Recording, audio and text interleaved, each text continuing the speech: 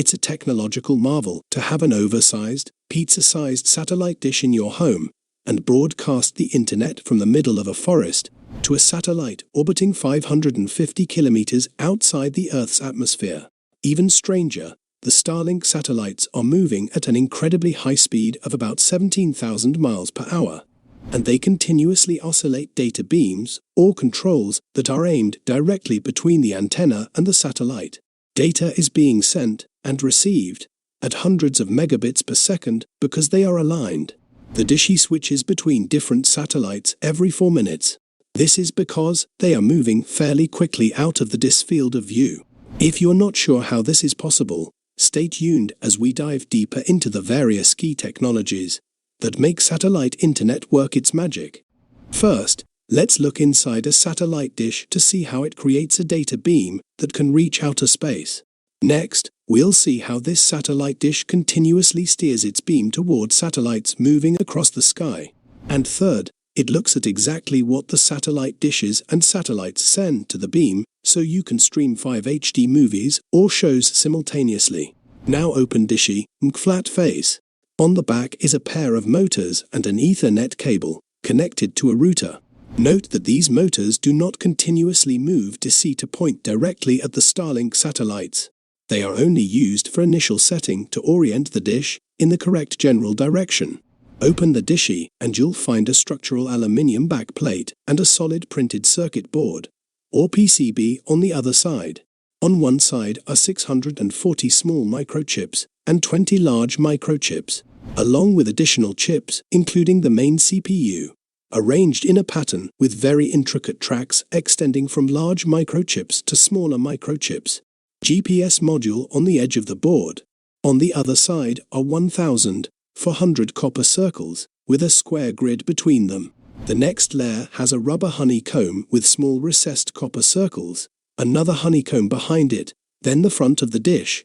So what are we looking at? Basically, there are 1280 antennas arranged in a hexagonal honeycomb pattern, with each stack of copper circles being a single antenna controlled by a microchip on the circuit board.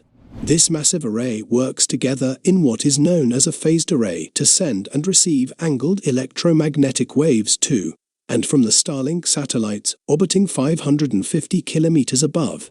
Let's zoom in and see how a single antenna works.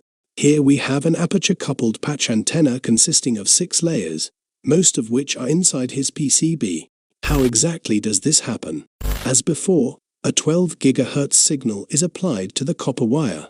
If the voltage is at the bottom of a sine wave or valley, a concentration of electrons will be pushed towards the end of the reed, creating a zone of negative charge corresponding to the maximum negative voltage. This electron concentrated at the tip of the wire repels all electrons, including those at the tip of the spot, pushing them to the other side of the circular spot. Therefore, one side of the patch is positively charged and the other side is negatively charged. However, reversing the voltage on the copper feed line after 42 picoseconds either concentrates the positive charge or starves the end of the wire for electrons. When we stop oscillating, we find that some of these electric field vectors, or arrows, are perpendicular on the patch, and since they are equal and opposite, they cancel out. These limit fields are added together. At the same time, the current creates a magnetic field with strength and direction. The result is an electric field oriented in one direction and a magnetic field perpendicular to it. And now we've reached the peak of the sine wave, 42 picoseconds later. Electric and magnetic fields propagated in all directions, and by creating these oscillating fields, created electromagnetic waves. When an electromagnetic wave is directed at her Dishy from a satellite, the electric field from this incoming signal affects the electrons in the copper patch. Let's go further and see how a single antenna can be combined with other antennas.